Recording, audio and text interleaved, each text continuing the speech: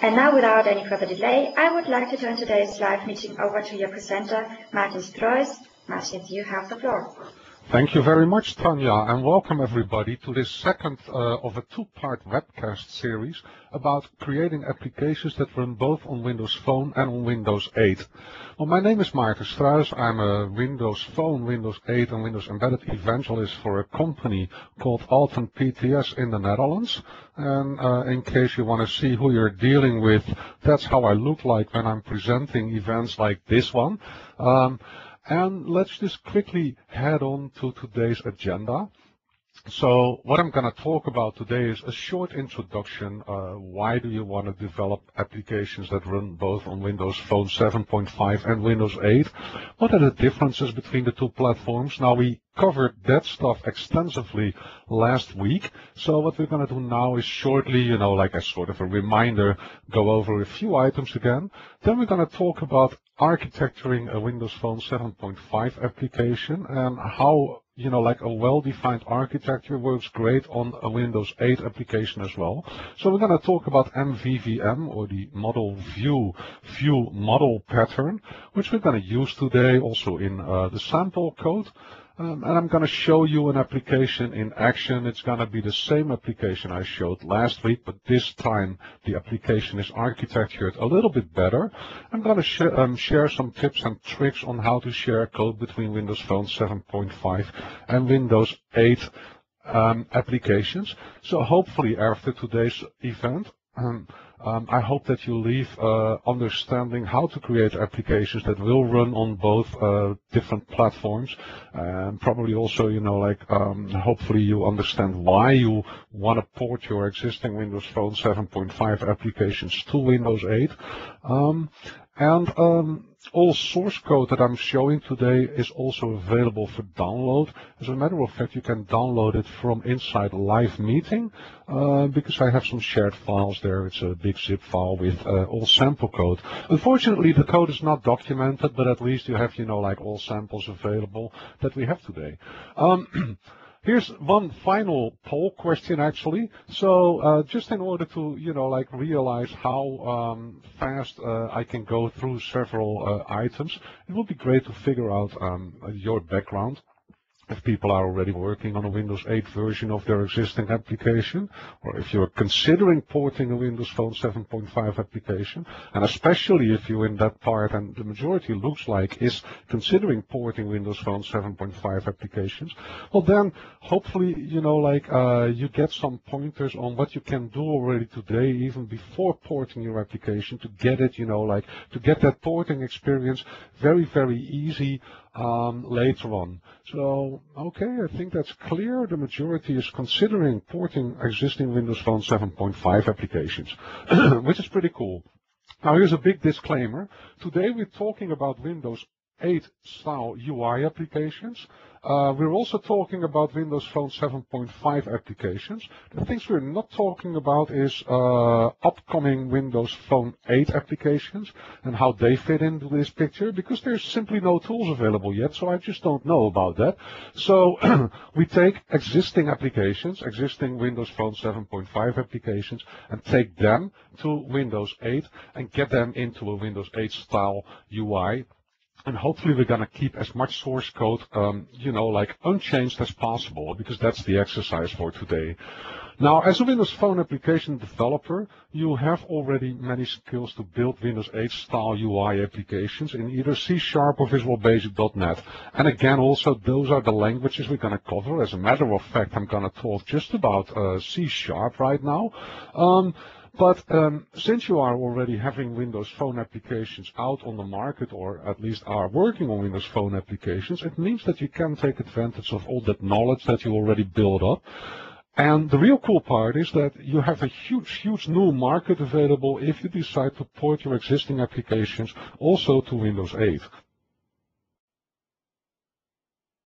So instead of, several millions of devices that are out there, or, I'm not sure how many Windows Phone devices are out there, but I'm pretty sure that, after launch, the amount of Windows 8 devices is going to be, way bigger. So that's a huge interesting market for you to target with your applications. And yes, that's kind of new too, that Windows 8 has this model where Windows 8 style UI applications will be sold through a marketplace, exactly kind of the same pattern that you have for Windows Phone 7.5 applications. Now, last week we were talking about porting a Windows Phone 7.5 application, and what I did was just making use of code behind, because in many samples, what we always show is like, hey, it's so easy to develop a Windows Phone application. You just, like add a click event handler, add some functionality on that click event handler for a particular button, for instance, and then you're good to go. But as a consequence of taking that approach, what's happening, as we saw last week, is that, hey, if we want to port a particular application that is making extensively use of code behind, that basically almost all source files needed modifications in order to get them running on Windows 8. And hopefully, if we think a little bit better about the architecture of our application, hopefully we can do a better job there and have more portable code immediately. Because that's something that, and this is kind of a brand new area since Windows 8 UI style applications are existing not even for a year right now, because built was somewhere last November or something when the first version of the developer tools became publicly available. So this is brand new technology. And so, we are kind of, still investigating what things are working and what things are not working if you are porting your existing application. What I found out so far is that, hey, depending on the architecture of your existing Windows Phone 7.5 application, you can reuse more or less code. So if you're just using code behind, it turns out that, and you're, making immediate use of functionality on the phone, you have a lot of work if you're going to port that particular application to a Windows 8 UI style application. Now, if on the other hand, you have thought about the architecture of your application and maybe, make use of interfaces to abstract platform specific functionality away from, the main flow of your code, then it turns out that your code is going to be way easier to actually port. So thinking about modern design patterns definitely will help porting your existing Windows 7.5 phone applications to Windows 8 UI style applications. And that's what we're going to try today. So we take an existing Windows Phone 7.5 application. I'm going to walk you through that application, and we're going to bring it to Windows 8, and we're going to, as much as possible, maintain a single code base. And in those areas where we cannot maintain a single code base, we're going to try and see how Visual Studio and maybe how the programming language C# can actually help us to still have a great porting experience there. So focus today will definitely be on application architecture, and we also might need to change our existing Windows Phone 7.5 application to, make porting it to a Windows 8 UI style application later on a little bit easier. So also if you start developing a Windows Phone 7.5 application today, think about that architecture because it will help you porting your application. Also think about what kind of functionality is available for your Windows Phone 7.5 application and how maybe you're going to incorporate some of that functionality already today to make porting your application easier tomorrow. So those are questions that are central in today's webcast. Now, what I said already is that, hey, Windows Phone 7.5 has a lot in common with Windows 8 UI style applications. For instance, your applications will be suspended when they are in the background. All your applications are purchased in a store, or at least they are, you need to install them through a store, because it can be free applications, of course, as well, with an advertisement-driven model.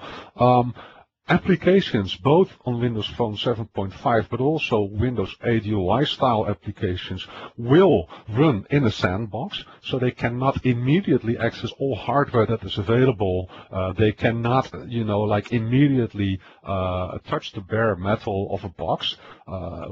That always has to go, very well defined through a set of APIs, and the user is always going to be in control. So if I want to make use of a camera, for instance, the user has to give me permission to actually make use of that camera. Also, there is separation between user interface and application logic in both Windows Phone 7.5 applications and in Windows 8 UI style applications. I hope this is not going to happen too often that I'm making a mistake with a name there.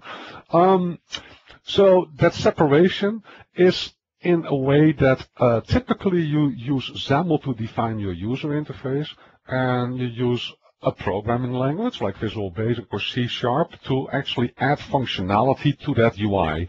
The cool part about this is also that since there is this separation, you can also have, like designers and developers working simultaneously on the same project. And also our tools are, encouraging that, because there is a separate designer tool being Expression Blend, and there's of course a developer tool being Visual Studio, and they can work, seamlessly together.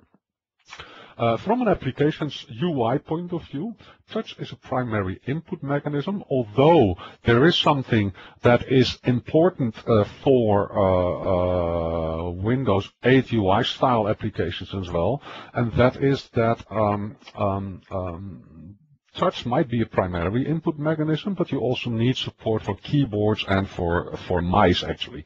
We are having, similar design concepts for Windows Phone 7.5 and Windows 8 applications.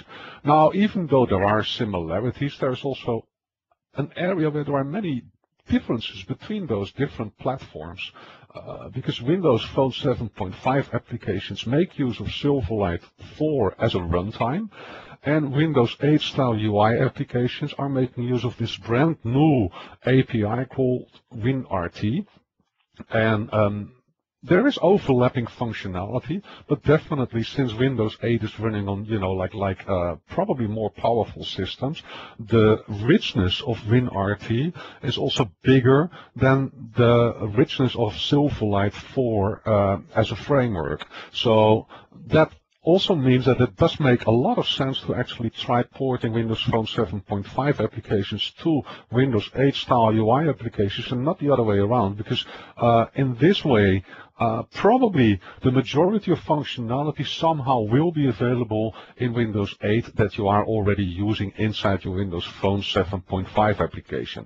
Now, having said that, there are a number of differences there as well. And remember again that Windows 8 is brand new. Hey, it has not even been released yet, right? So, or at least, we don't have the possibility to get a released version yet running on our system. So, some UI controls, for instance, are missing today. So, if you want to use a panorama or pivot control that you probably loved from Windows Phone 7.5, well, that's not going to be available yet in Windows 8 UI, Windows 8 style UI applications. But I'm pretty sure that either third parties or Microsoft will come up at some time with those richer controls. And for now, you need to probably, find an alternative with a panorama or a pivot or something. There's going to be, I have a question pending already, so let's just quickly give that an answer to that question. So, Peter, my view on using ifdef and if it can be avoided, well, I'm trying to avoid it as much as possible. Unlike last week, if you attended last week's presentation, I had a lot of, conditional compiled code. Right now, I'm trying to avoid it as much as possible. I'm not down to 100% there, so sometimes I'm still using conditional compilation, but really as little as possible, as you will see when we are actually going through the sample source code here. Another important platform difference is that Windows 8 style UI applications will need to support lots of different form factors. We're also using different versions of the developer and designer tools. So those are, important areas where we do have differences. Now, quickly, just, to set the stage again, this is the architecture, a high-level architecture of the platforms. So inside our Windows 7.5, Windows Phone 7.5 platform, we are creating Silverlight applications. Those applications have a UI defined in XAML, and they have code written in either C# or Visual Basic. There's an alternative also to write XNA framework applications inside for Windows Phone 7.5. We're not going to cover that today, but that is something that is not really supported on Windows 8 anyway, although there are, some attempts using Mono, for instance, to have that functionality available as well for Windows 8 applications, but we are not covering that today. Now, as an application developer, developing a Windows Phone 7.5 application, what you're basically doing is talking to .NET APIs that are, hosted as a subset in the Silverlight 4 framework. And through those APIs, you can get access to the core Windows CE operating system, on top of which Windows Phone 7.5 applications run. On the other hand, we have Windows 8. And of course, Windows 8 still supports desktop applications. Well, we're not going to cover those today because we are talking specifically about Windows 8 UI style applications. They have a user interface that's also defined in XAML, and you can use C# or Visual Basic to actually create your program's logic.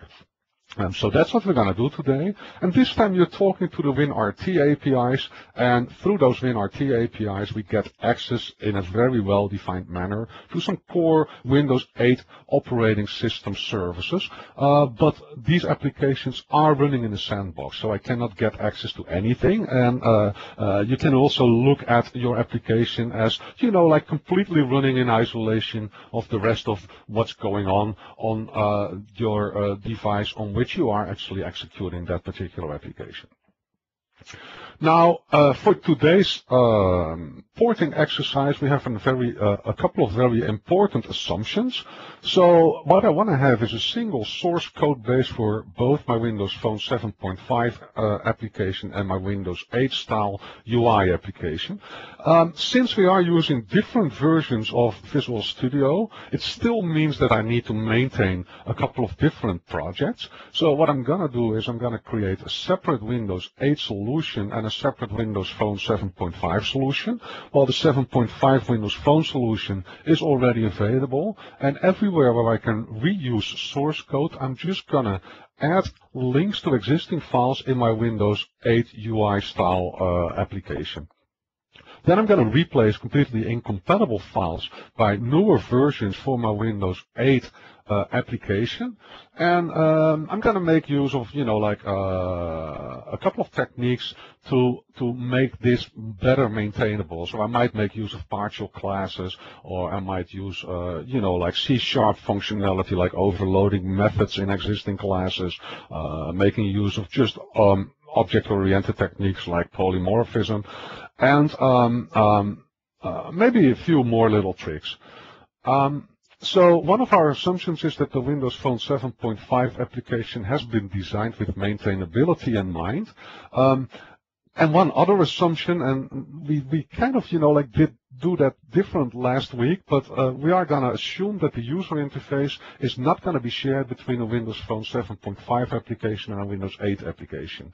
Now, what you will see if we're doing our demonstrations is that my UI is still very, very similar. So I'm not really paying attention to my Windows 8 user interface, which is, we only have 75 minutes, so. And designing a user interface is something that I know for myself. I'm not really good at that. It is important in your Windows 8 UI style application, though, to get that properly done. If you're not, you might even fail certification. And it's something that, quite some amount of work in your entire porting exercise will be around getting your UI properly on Windows 8, especially if you're making use of panorama or pivot controls, or maybe some other controls out of the Silverlight toolbox that are non-existent for Windows 8 style UI applications currently. But we are going to concentrate on code today.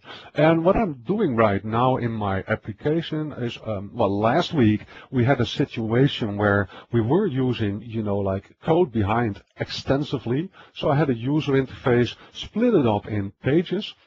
The UI was defined in XAML, and in code behind it was making use of all kinds of event handlers to get some activity going on. And what we were doing is, like going to an XML file to retrieve some data and to store some data. So a very, very simple pattern that, like kind of invites you to immediately start writing code without planning ahead.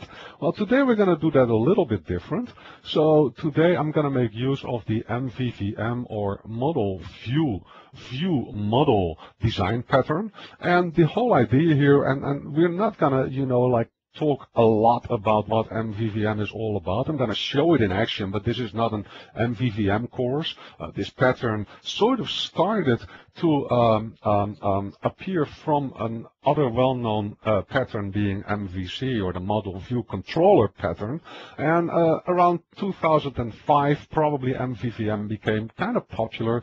And this is a design pattern that is perfectly suitable for having, like a great architecture for your XAML-based applications.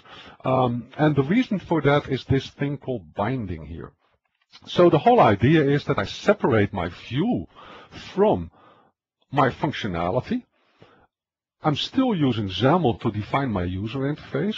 There might be a little bit of code behind being used as well, but then only code behind that is necessary to maybe initialize a little part of my user interface with unportable code.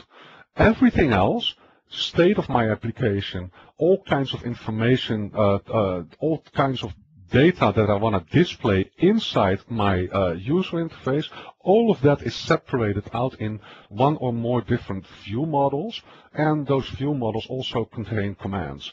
Now, the way that the view gets its information is through data binding, which is, like completely supported in XAML type applications.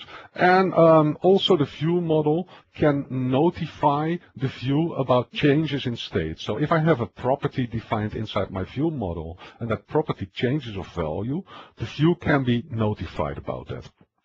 Now, it's also important to realize that the view can have knowledge about the existence of a view model, but the view model doesn't know anything about different views. And that is kind of cool if you think about it, because in that way, I can replace one view by another and kind of untouch the view model for that. And then the view model is also responsible of retrieving data, maybe from a database, of, in our simple example of today, just retrieving data from an XML file or something, and feeding that converted or non-converted or whatsoever to the view. So that's in, like in a very 10,000 mile high level of the MVVM pattern. So what's important there, and these are some best practices, and like I think that you need to use those design patterns not well, like in a way that works for you actually. That's important. But one of the things is that state and behavior should live in the view model. So if I have a command, rather instead of having a click handler on a UI element, I rather have that operation being triggered through a command and bind my UI element to that command that lives in my view model. As a side effect, if you're doing that, I'm going to show that too to you, it makes also unit testing way more easier. Now, unit testing is not going to be covered today. It's not part of our discussion, but it's definitely worth looking into unit testing, because if you can have, like a great way of automating your test, but also thoroughly test your functionality, it simply means that your applications get better, which means that the ratings of your applications will be higher, which means that you sell more applications. So that's all very, very important. What I said already is that, hey, a view should or a view model should not depend on a view. As a matter of fact, a view model should not even know that something like a view exists. So there is no relationship in that manner except for data binding. However, the view might have knowledge about the view model. Now that's totally okay. For instance, if you need to initialize, like certain parts of data, if you are in a certain view, you might call some functionality in your view model.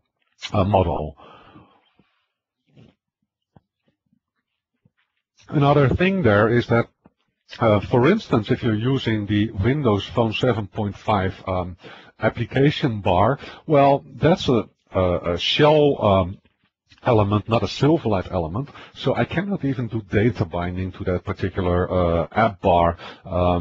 So those are things that are important. Also, what I try to do is make sure that the view and the view model are connected to each other through like a modern design pattern as well, maybe through inversion of control or something, so that somewhere some piece of functionality is responsible for creating a view model and passing the correct parameters to it.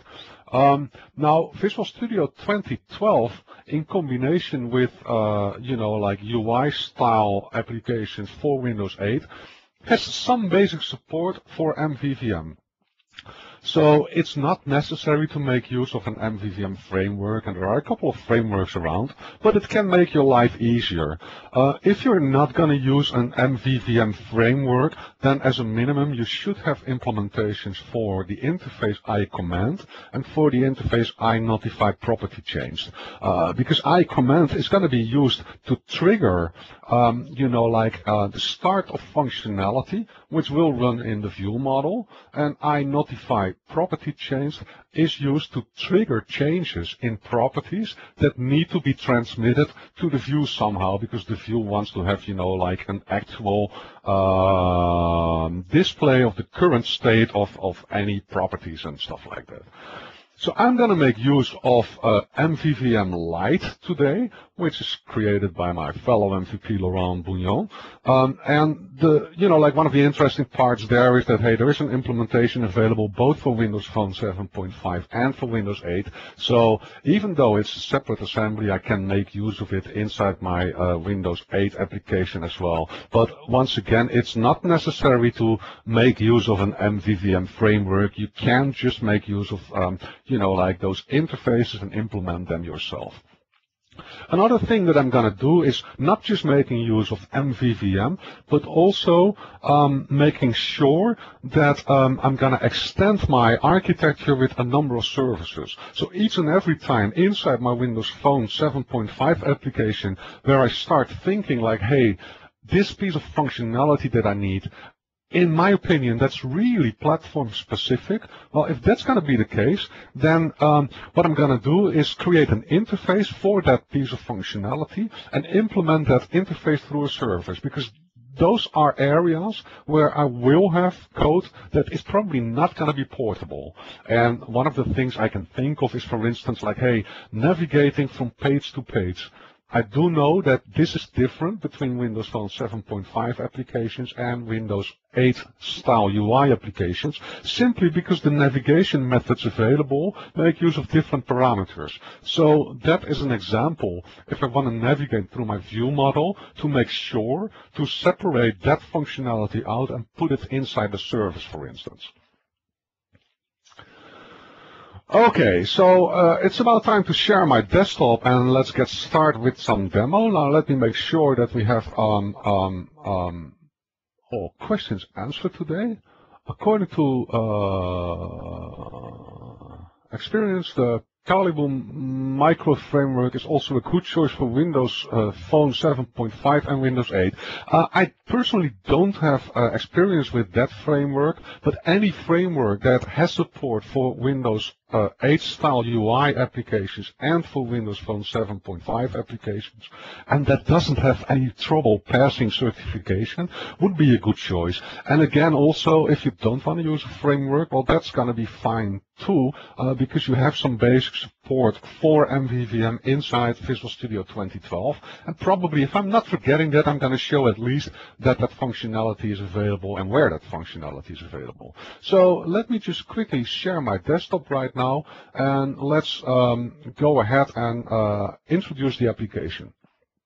So here we go with my desktop. I'm going to give it a little bit of time because it's probably going to take some time for my desktop to be shared.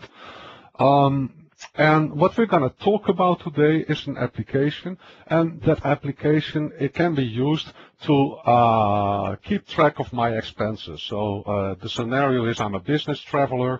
I need to reimburse, like my restaurant bills and hotel bills and travel bills and stuff like that. I have a little Windows Phone 7.5 application that's going to make, like that can keep track of those expenses. And just for demonstration purposes, I also have access to, the GPS receiver in the phone. I can make use of the camera and all kinds of stuff like that. The existing application makes use of MVVM, or the model view model pattern. And basically what I try to do is, at least in my pages, have no functionality whatsoever, but have my functionality inside a view model class. And what you can see here is that, hey, my main page, it has a constructor. For the rest, there's hardly any functionality, but my main view model has all kinds of properties that are maintained, and those properties will be displayed in the user interface on my main page. And it also has a number of commands available to add new expenses, maybe to display a little about page and stuff like that. So basically, my main page, its code behind file, is going to be as empty as possible. I also have a static class being my database. And everywhere where I'm going to access functionality that is specific to a device, and think about, like accessing the camera, probably it's going to be likely that it's going to be different on a Windows Phone 7.5 and on a Windows 8 device. So everywhere where I want to do something like that, what I did was define an interface.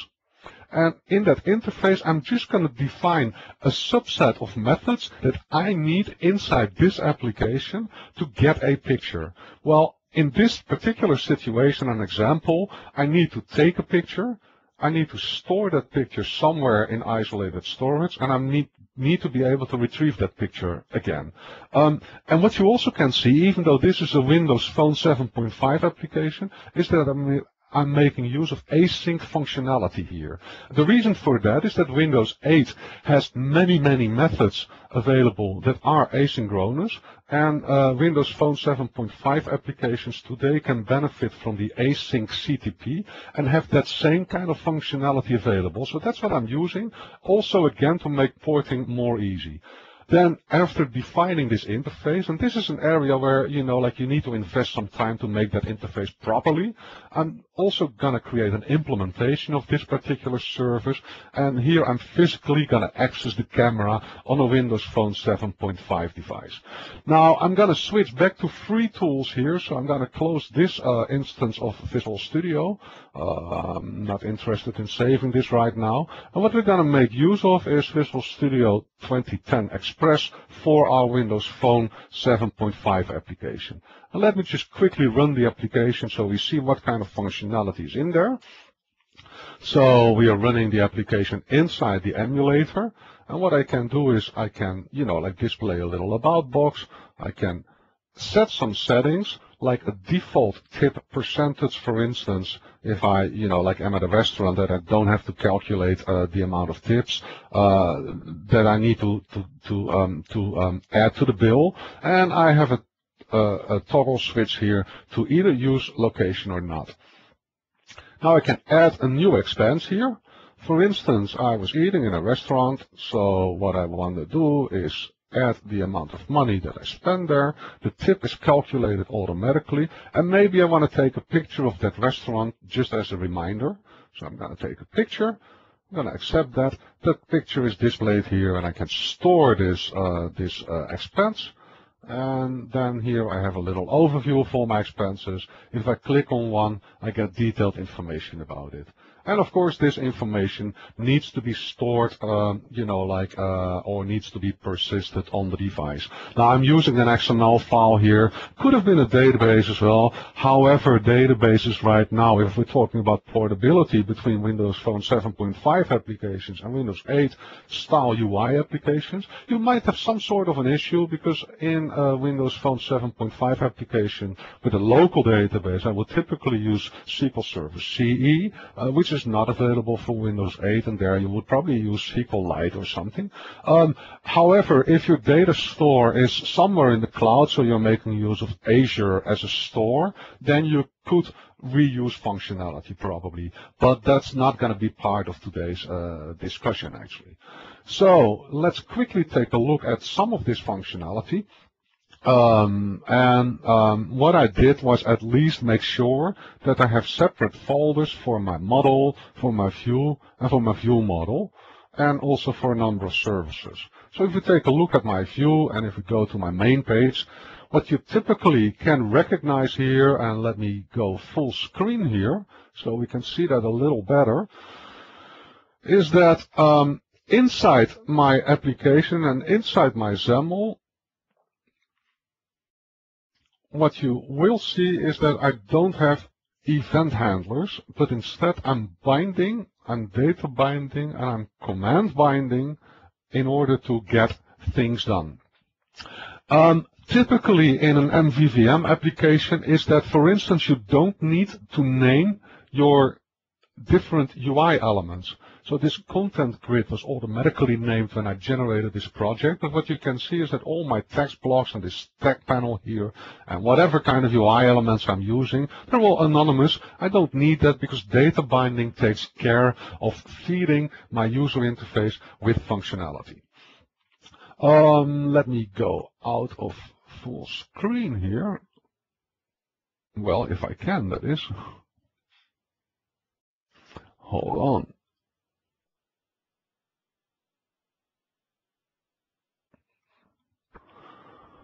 Okay.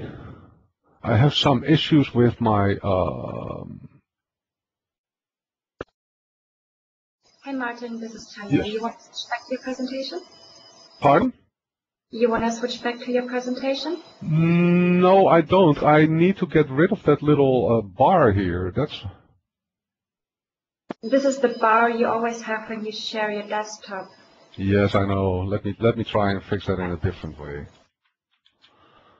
I'm gonna get there eventually. So what about closing that window and starting Visual Studio again? Then I should be good again, hopefully. So let's see, here we go. I have that same, well, actually what I'm gonna do is move over to my Windows 8 machine anyway. There I should not have that same problem. And because what we're gonna do now is start with that port exercise. So here I have exactly the same application. I brought it over to my Windows 8 machine. I'm going to open my original solution. I'm going to open that in Visual Studio 2010 Express for Windows Phone. There we go. So this is exactly the same piece of functionality. One of the things I wanted to show to you earlier was that, hey, if I take a look at my view, we did take a look at the main page. If you look at code behind, there's hardly any code behind whatsoever. And this is, this is important in a MVVM kind of approach as well from an architectural point of view, because this means that, hey, since I'm separating my view and there's hardly any logic in here, I don't have to have that views functionality porting. I don't have to port that over to my Windows 8 UI style application. So that's something that I really like as much as possible. Now, are there exceptions to the rule? Definitely. I'm not a purist as far as design patterns is concerned, but I try to use them very pragmatic actually. Anyway, in this situation, my main page is entirely empty, and the real functionality is inside my view model. And inside that view model for that main page, and I'm not going to entirely go through it, but what I have here is a number of services that I'm going to make use of, like a data service to retrieve my data from a database or an XML file in this case, a navigation service, a dialog service to display dialog boxes to the user, because that's something that's different on Windows Phone 7.5 and Windows 8. And then everywhere where I need a command, I just have, like a little command method. The cool part about this is that since all these methods are running without user intervention, they're also easy testable. So that's like sort of an added benefit that if you're making use of this design pattern, you also have very nice testable source code. The other thing I already pre-baked a little bit is I created a similar solution for my Windows 8 application. And what I did inside that solution already, and that was just to save a little bit of time, is I created an empty model folder. I created a view folder with one empty main page in there, a view model folder, services folder, and that's about it. What I also want to tell you is that, hey, I already told you that there is some common functionality available inside Visual Studio 2012. Well, here what we have is a little bit of functionality to maintain an MVVM pattern, like this bindable base, for instance. Well, that bindable base, if you take a look at that source code, that is a piece of functionality, a base class, that implements the iNotify property changed interface in order to tell a view that certain elements being properties are updated inside a view model and that the view can refresh displaying that information. So that functionality is available inside your solution already out of the box if you're creating a new Windows 8 UI style application using Visual Studio 2012.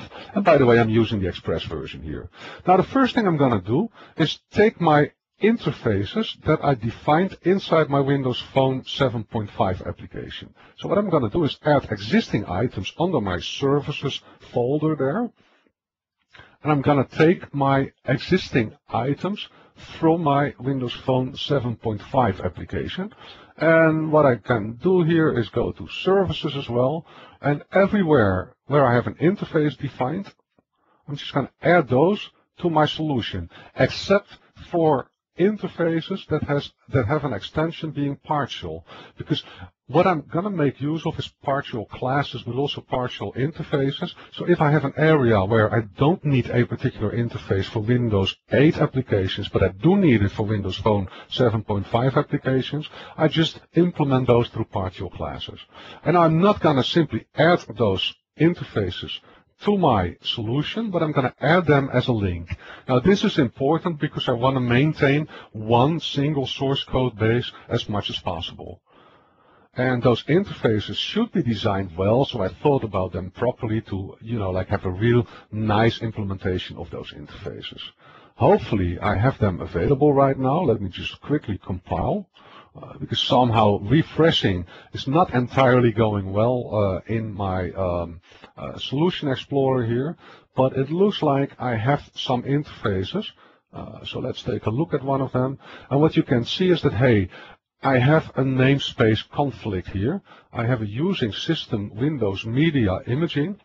And typically in Windows 8 applications, there is a different location where this functionality is available, being Windows UI XAML Media Imaging. And this is one of those exceptions where we had a pending question where I will in fact make use of conditional compilation.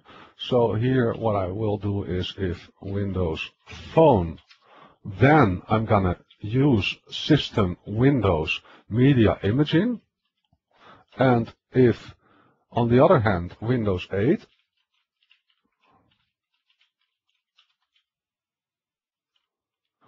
then I'm going to make use of this other namespace. Let's recompile, and you can see that, hey, there is more information missing. There is some functionality missing in something called my model, and typically everything in my model, which would be the data of my application, that should typically be like in a well-designed or well-architected application, all this stuff should be platform independent. Now, I'm not entirely reaching that with this particular sample application, but let's just assume for right now that I need my expense class and my location class. I'm going to add those as a link, and let's see what's going to happen then. I'm going to recompile again. What you can see is that there is some more information that is missing. I have a navigation service that has some event handlers. Well, that's not working either, so I'm going to add the proper namespace there again. Probably need to do some conditional compilation again. If Windows Phone, then we take that particular namespace.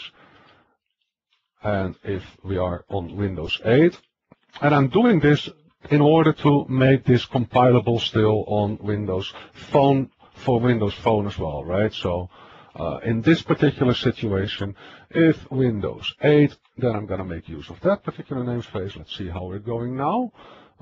There is some controls missing, same kind of story, and this is kind of a different story here, although it's the same. What you can see is that, hey, in this geolocation class, I just defined my own properties to get a location reading from a GPS.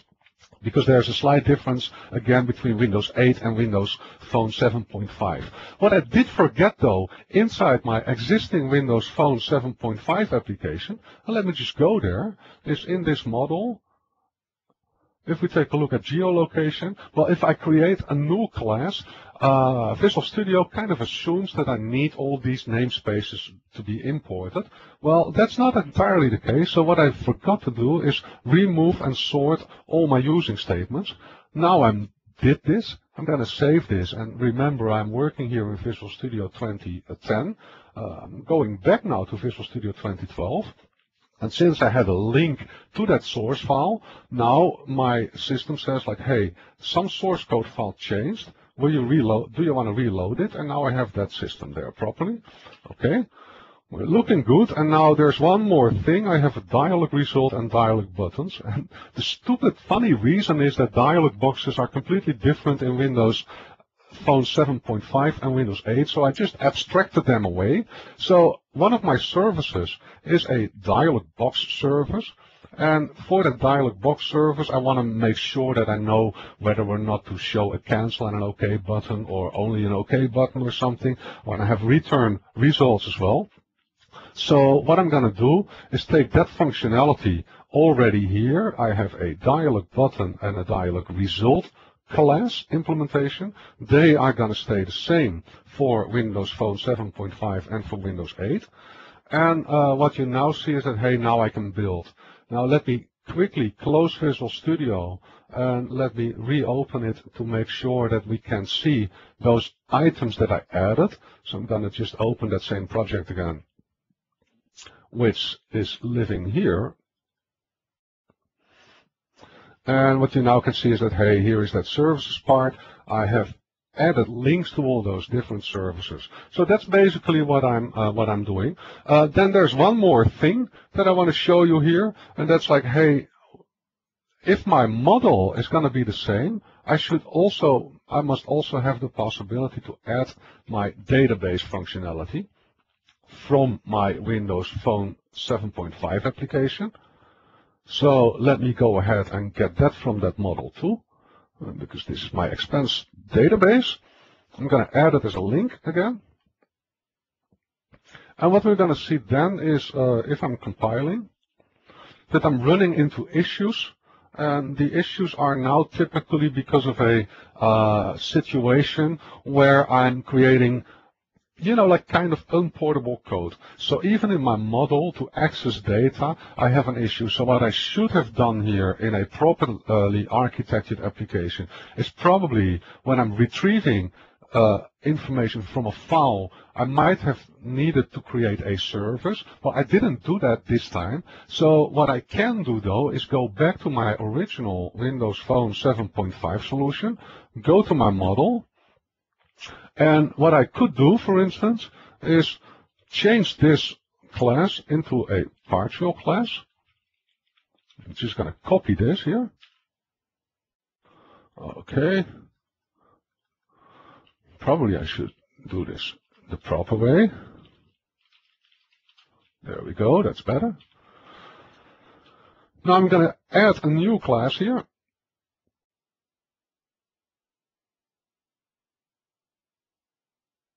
I'm going to call that class expense db.partial.cs. I'm just going to add that to that solution in that location. And the other thing I'm going to do is make sure to give this the partial class name. And then I'm simply going to copy that functionality that is, like not supposed to be part of my code that can be ported easily. I'm just going to copy that functionality, and that's only the two methods that are dealing with file I/O, because all the other functionality here is just to retrieve a list, to refresh a list. This is just working on a little collection here, so there's no need to get that code separate for Windows 8 and Windows Phone 7.5. But this particular code, it is necessary, so in my partial class, I'm just going to store those two methods. There we go. Now I need to import a few namespaces here. That's one. The iList is another one. And XML serializer probably as well. Okay, cool. Now we should be good. Then I'm going to make sure that I limit the amount of usings here by just reorganizing them. And I'm going to do the same thing here. I'm going to delete that functionality that was there. And I'm going to make sure to remove those usings, because now I'm not using isolated storage anymore. I'm going to save everything. I'm going to go back to my Windows 8 solution.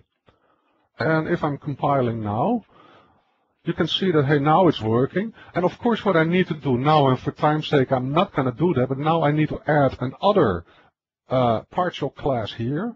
And that partial class makes sure to retrieve my XML file, but now using the WinRT APIs in my Windows 8 style UI application. So in this way, I have maximum reuse possibilities with minimum conditional compilations, and that was, like part of an important part of this exercise.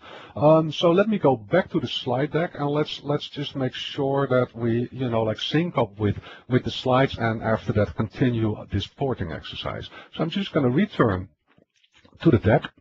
I'm going to give that a few seconds. I'm going to move to the next slide. I'm going to check for questions real quick.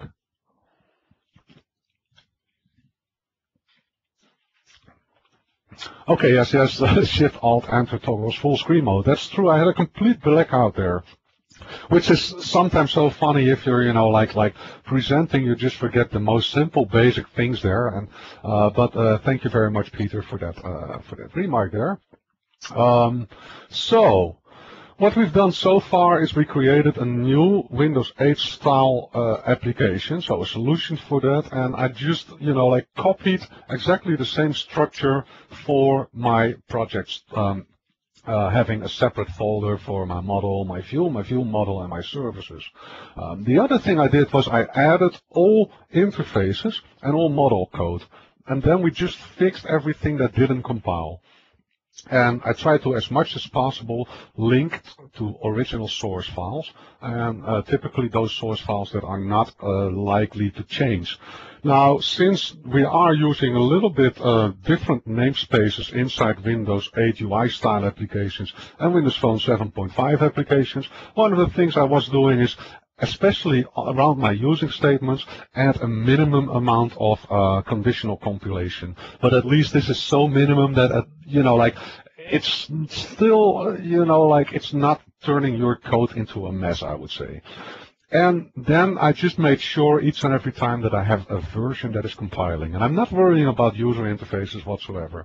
As a matter of fact, in a realistic scenario, what I could have done was hand out, like my original Windows Phone 7.5 application to a designer, and ask that designer, like, hey, given Windows 8 and given the huge possibilities of Windows 8, why don't you turn this into a great UI for a Windows 8 application? And the only thing is, my only restriction is that I want to have the same way of operation. So if I'm clicking on a list, inside the list, I want to have some detailed information, but that is not necessary maybe to have that on a separate page or something, like things like that. And then I could worry about just the code part of porting my application.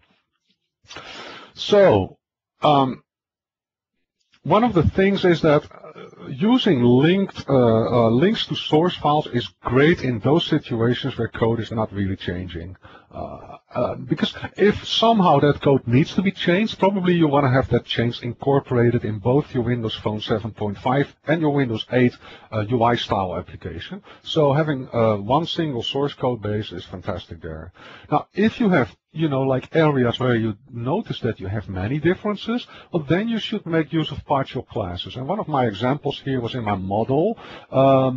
So in my model, I was accessing files.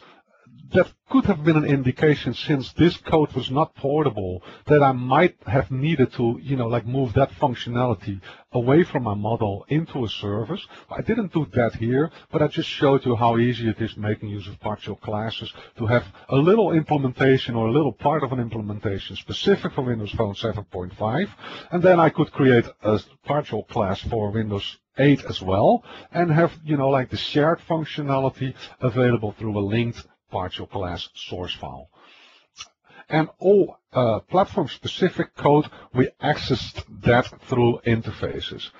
So that's just true for the camera, but not just for the camera, but also for less obvious things, like, for instance, dialog boxes, because they are different. So if you want to start a porting exercise, that might be one of my points here, is it's very important to, like prior to porting your application, to take a critical look at your application, to know already enough about the Windows 8 platform, and to see where porting, like issues might arise. Now, you can do that as part of a porting exercise, but if you start developing applications today for Windows Phone 7.5, you might want to, like take advantage of that knowledge already and make porting easier later on. So, using partial classes, well, this is that example of my that source file expense DB. By taking a partial class here for my Windows Phone 7.5 solution, where I'm using isolated storage, well, I just keep that little fragment source file as part of my Windows Phone 7.5 solution, and then for my Windows 8 UI style application, I'm just going to replace that. Of course, the method is going to have the same name. The method is going to have the same return values probably, or does it in this way? Actually, it didn't, because one other side effect here is that, hey, isolated storage works synchronously, and file I/O in Windows 8 works asynchronously. So here I'm returning an task element, and that's also the reason why partial classes work so nice here instead of method overloading, because I could not overload this persist expenses method, because the only way it differs from the original Windows Phone 7.5 method is it has a different return type, and then overloading doesn't work. So partial classes were a great candidate here. So I did not show that I was actually creating this particular piece of functionality inside my Windows 8 application, but you get the point there, I guess. Now, the other thing we're going to do is now fix more functionality inside our platform. So we're going to solve platform differences. And I'm going to show you one that you might, like wonder, like, hey, is this a best practice or not? But I thought it was kind of cool to actually show this. So I'm going to share my desktop again. And we are back after a while, so I just give this a little bit of time. But we should be back in my Windows 8 solution. And one of the things that is going to be important here is we're going to, like implement one of those interfaces. And let's say that I'm going to go here to my services, and I have an interface for application settings. Now, the interface for application settings looks very, very simple. It's just, like I'm defining a property with a getter, and I'm returning a dictionary. Now, if you look at the implementation of this functionality inside my Windows Phone 7.5 application, what you will see in app settings is that my app settings, are making use of isolated storage settings, application settings. Well, that is some piece of functionality that I do not have available inside a Windows 8 Metro style UI style application. So in order to get that fixed, what I need to do is implement this interface a little bit different. So that's what I'm going to do on my Windows 8 solution here. I'm going to add a new class. Now this, of course, is going to be a new class because it's going to be an implementation of that interface. I'm going to name that App Settings Service. App Settings Service. If I can type, that is. .cs. Okay. Now this class is going to implement the App Settings Service, and it needs to have this interface being implemented there. And what I now can do is get functionality to retrieve this similar settings, but now for Windows 8. So what I can do here is, instead of not implemented, because I don't want to throw that, what I can do now is take my application data. Let's have a control dot here to fix that using statement. And on that, I'm going to take my current local settings, there the values collection, which happens to be an iDictionary as well. So what I can do is just return this. And if I compile now, we should be good to go again. Now let's take one that is a little bit harder. And what I could do, for instance, is take a look at my navigation service. So navigation is different in Windows Phone 7.5, and it is compared to Windows 8. If I take a look at my navigation implementation here on my Windows Phone 7.5 solution, well, what's happening here is that if I'm navigating, I navigate through a URI, and that is typically what's happening inside a Windows Phone 7.5 application. I create a new URI, and that URI represents the page name of a different page that I want to navigate to. Now in Windows 8, that's going to be different, because there you're going to pass the type of element you're going to navigate to. So that's a completely different implementation. Now, yet since my view model makes use of that navigation service and its interface, I might still want to have, like similar functionality here. So what I can do is create a new class. And there we go. I'm going to call this my navigation service. .cs. This is going to implement my navigation service interface.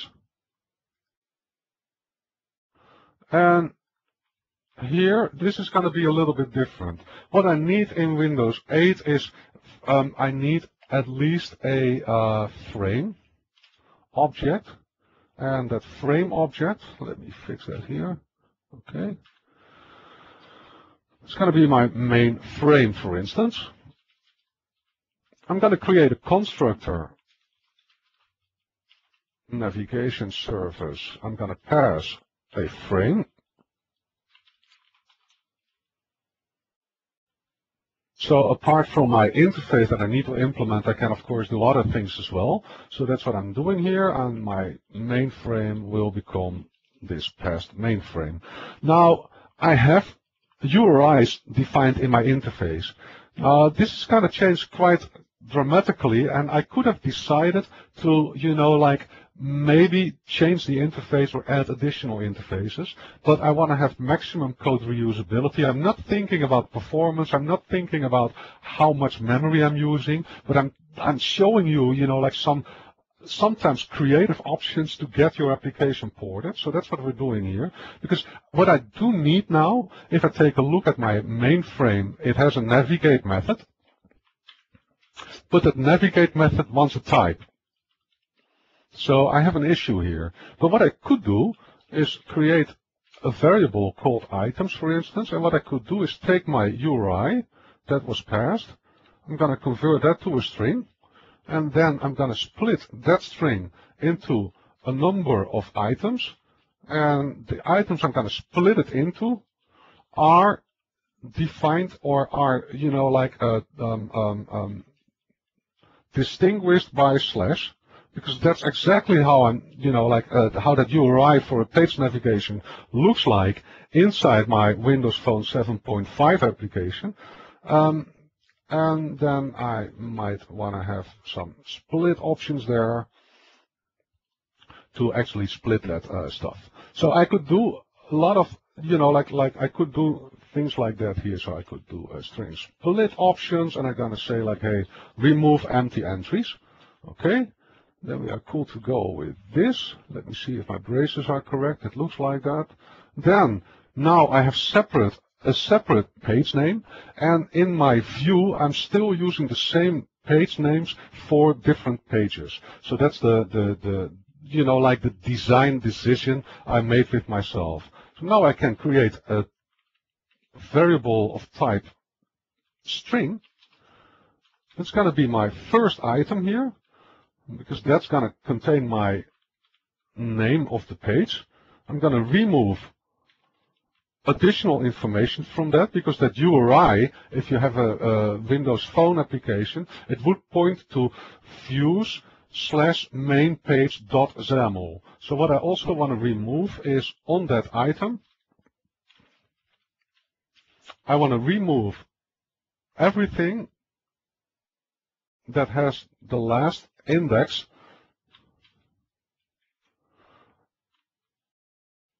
of a dot. And having that, now I have my proper file name, and what I can do right now is make use of a little bit of reflection and take a type called the getType method on that. And what I need to do is pass a fully qualified type while my UI stuff is in my view there. So, and my original namespace starts with expense with MVVM. So I'm going to take a copy of this stuff, a dot, a view, a dot, and then I'm going to take my type that I just created, and I'm passing it no parameters. And with that, if I have done this entirely correct, that is, because I need to add the type here as a string. And hopefully this is fixed like that, but in this situation, or with this, what I can do is, you know, like create through a little bit of reflection, with a little bit of creativity, I can reuse even my existing interface that accepted a URI. And the reason for doing that would be to maintain my original view model. So that would be important there. Having said that, let's go back to the slide deck. Let's move on with the next thing that we can do. So what we saw so far is that, hey, namespaces are issues. System.windows needs to be translated in windows.ui.xaml. And we could, you know, like make use of conditional compilation to fix that. Also make sure to remove unused usings. We've seen that there's differences in file I/O functionality. And then another major thing that is different is that much of the functionality inside Windows 8 is async. So asynchronous functionality is important for Windows 8, and it would be great if you could already have, you know, like async functionality inside your Windows Phone 7.5 application as well. And what I want to show you is that, hey, even if you don't have asynchronous functionality for some methods, you can still make them asynchronous, and that's going to help you really by porting stuff. Now, another thing, if you are using behaviors in XAML, so your designer probably added some behaviors to execute some functionality. Currently, that is not supported for Windows 8. So what you need to do there is come with an alternate solution, like maybe create some, you know, like some additional properties. and get them in the view model and trigger on a property change, trigger the execution of some behavior, for instance, to start an animation or stuff like that. Animations, by the way, are different to begin with anyway, because we have an animation library in Windows 8, which we don't have in Windows Phone 7.5. So parts of it are, like kind of easier for Windows 8, definitely.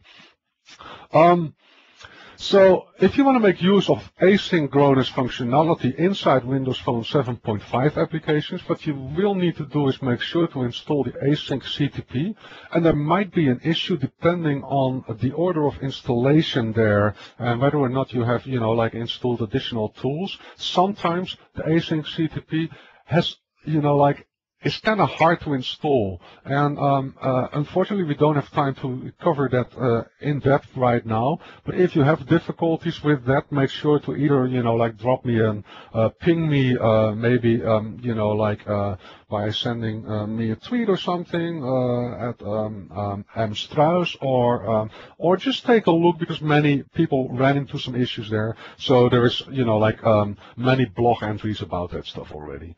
Now, what I want to show you is that you can already use fake kind of async functionality inside your Windows Phone 7.5 application. And what I mean with that is the following, that, hey, for instance, if I access the camera in a Windows Phone 7.5 application, what I'm going to do is make use of the camera capture task. And with all asynchronous functionality inside Windows Phone 7.5, what's the case is that what we are typically doing is, execute a method and sign up to an event, and when the event fires, then, we have some results available. And that's a completely different model from the async model that is used in Windows 8. And actually, it's a less cool model using events that fire, because you kind of miss the logical structure inside the logical flow inside your application. Now, what I could do though is making use of this little design pattern, and I'm not talking again about impacts in performance, because there will be impacts in performance, but what I'm doing in this piece of code is I'm creating just a new instance of the camera capture task, but I'm also creating a new instance of a task. And that task is functionality that is available in the async CTP. And what I'm passing this task is just an empty delegate. Now, because I have a task, I can sign my take picture method as being asynchronous. And I'm already, making use of the naming conventions for Windows 8's WinRT APIs. So I have a take picture async. Now, if I want to, get my camera to show a picture, what's going to happen is that a dialog will be showed, and once I took a picture, I get this completed result being fired. Now, in the same method, I'm just creating an anonymous event handler, and once the result has been taken, so I have taken a picture, I'm going to start that dummy wait task. And inside my main body, I'm just going to await for that wait task. And only when that await task expires, which it does immediately because it's creating a thread and terminating a thread, then I'm going to return my bitmap image. The advantage of this is now I can make use of asynchronous method calls to taking a picture also for Windows Phone 7.5. So this is, definitely level 400 stuff, and you have to, think about what the impact's gonna be for your application. But by doing this for, for instance, taking pictures, but also reading locations on Windows Phone 7.5 applications, or dealing with file I/O, I can make a lot of my methods inside my own application already asynchronous, and that just makes porting my application way, way easier again. So it's just a little trick there. Now, to conclude with, because we are running out of time, what I want to show you, because we basically covered, the most important things of porting an application, what I want to show you is that this application can run in action. So I'm going to share my desktop again. And what I'm doing there, I'm going to show you, like a few more items, so we might run over 5 or 10 minutes, but there are some things that are just important to note as well. So what I'm going to do is I'm going to go to my final solution inside my Windows 8 device. Let's see, here is my Windows 8. Okay, I'm not going to save things. I'm just going to take one final look at the end result solution here. So I'm going to open this inside Visual Studio. Oh, and last week I got a question for those folks attending last week's webcast, why I am running on the simulator instead of taking my target Windows 8 machine as a target for my application. And let me just explain that. So I'm going to run the application real quick. This is the final ending application. Well, one of the things that I can do with the simulator, and that's why I like to run inside the simulator, is, for instance, I can change the resolution of the simulator. And with that, I can figure out if my application scales well. So if I'm changing to another resolution, then I can see that, hey, this application, even though the UI is kind of, like not really nice, but it does scale properly on a higher resolution. Also, changing resolutions allows me to, like snap my application to a particular site. So my physical machine is running right now on 1024 by 768, but I am simulating 1920 by 1080. So that's an advantage there. The other advantage is that I can, like see if my application looks good if I rotate the screen. And definitely what you can see is that, hey, this application needs some work in order to get that properly done. So I can test all that kind of functionality. Also, if I'm dealing with breakpoints, so let's take a look here and let me go to my main view model here. No, let me go to my main view. Here's my main page with some code behind. If I want to debug my application, and let's say that on a selection change I want to do something, so I'm going to set a breakpoint. Well, if I'm executing my application, I'm just going to add some functionality here. So I'm going to add a food expense. I was eating for $30. Maybe I could take a picture as well using my camera. So I'm going to take that picture, add it to it, and this is all with that same piece of functionality. So I'm clicking OK here. The picture is visible. Now I'm going to store this expense, hopefully. Okay, then we go back. And what you can see now is that, hey, if I'm selecting that item, I stop here, but I can still take a look at my user interface on my simulated device. If I would not use the simulator, I would go back to full screen mode and I would switch back and forth between the desktop and, like the start screen or something like that. So this is a really neat way to do things like that.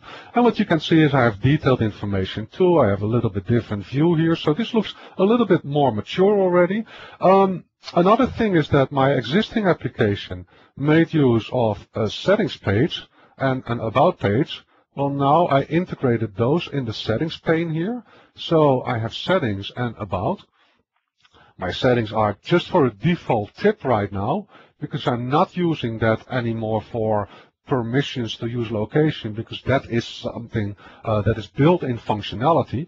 But the point I want to make here is that, hey, even though my settings are now living not on a page, but I still could reuse a lot of my source code actually. So what I did was I created an add page and a main page, but also a settings UI control. And that settings UI control is still making use of the settings view model that I created for my Windows Phone 7.5 application. And that view model is in fact still completely the same as it was for my Windows Phone 7.5 application. So here's that settings view model. And that's the last thing I need to say. I could unfortunately not show that entirely because of lack of time, but my entire functionality that lives inside view models did not change at all. So the changes that I made were, of course, in the different views, because the user interface is different for a Windows Phone 7.5 and a Windows 8 UI style application. And the other thing that is different partially is for all interfaces inside my services, I need implementations. And the rest of my source code is kind of, like staying untouched. So that's very, very important for a porting exercise there, that, hey, if your view model is created properly, you hardly have to do anything about that. There are a couple of things we did not cover today, and hopefully we can cover them in future, or I might, write some blog entries about that. We did not really use about, or talk about using third-party components. But it is important, if you are using third-party libraries, to realize that, each component you're using must have a Windows 8 specific version. Even if you are able to import a component and get it compiled, you will not pass certification. The other thing that hopefully is something you got from the presentation is like, hey, I like to use MVVM, but I like to use it pragmatic. If I need to, modify the model or the ideas behind it a little bit, well, what works for me is the most important thing, because I have to maintain those applications, or my company has to maintain those applications. Another thing we did not talk about, but that's definitely something we need to talk about in the future, is using the portable class libraries. You might know, or you might not know, that there is a portable class library with shared functionality between Windows Phone 7.5, WPF, and Windows 8 UI style applications. And the impact of using the portable class library should be that it's going to be even easier to port functionality. So if you're using shared functionality that is shared among all those platforms, then you know that you don't have to port any of that functionality there. The portable class libraries are supported both on VS 2010 and VS 2012, so you can definitely make use of those, meaning that if you can, like maybe write your view model and maybe your model making use of the portable class library, you even have less porting issues, because then I already in my model, for instance, would have seen that isolated storage is not portable because it's exclusive to Silverlight and to Windows Phone 7.5, but it's not available, for instance, in Windows 8 UI style applications. So those are things we didn't talk about. Localization is something that is different between Windows 8 and Windows Phone 7.5 as well. And having a little bit of knowledge about localization, you can, by properly naming your resources inside your Windows Phone 7.5 application, you can at least make localization a little bit easier to port from platform to platform. Unfortunately, again, we didn't have time to cover everything. There's a lot to cover, as you can see, because, well, this is a brand new area. It's, like Windows 8 is huge. Windows Phone 7.5 might be a little smaller, but there seems to be so much similarities between the two platforms that it just makes sense for you to port applications. Also, it does make sense because you're going to get a huge new market if you port your applications. Because as a Windows Phone developer, you already have those skills to build Windows 8 Metro style applications with C# and Visual Basic. What you hopefully have seen during today's presentation is that, hey, MVVM is very well usable inside Windows 8 UI style applications. Porting is still an exercise that brings some additional work, but if you're using the MVVM pattern, you are reducing porting, especially if you're also making use of services to get physical implementations to access physical hardware, for instance. So where you can expect most of your code changes is, of course, in your user interface, but that makes sense because you have different form factors. All asynchronous operations you have to take into account, but by using those little tricks that I showed you today of making your Windows Phone 7.5 application seemingly async, that can help you. And in storage, you will have differences. And with that, I think we are at the, official end of the presentation. So I'm going to hang around for questions. We're going to probably do that through the chat window because I don't see questions pending right now. But I want to thank you very, very much for your attention. And I wish you, a lot of success with porting your existing Windows Phone 7.5 applications to Windows 8 UI style applications. And with that, I will hand it back to Tanya.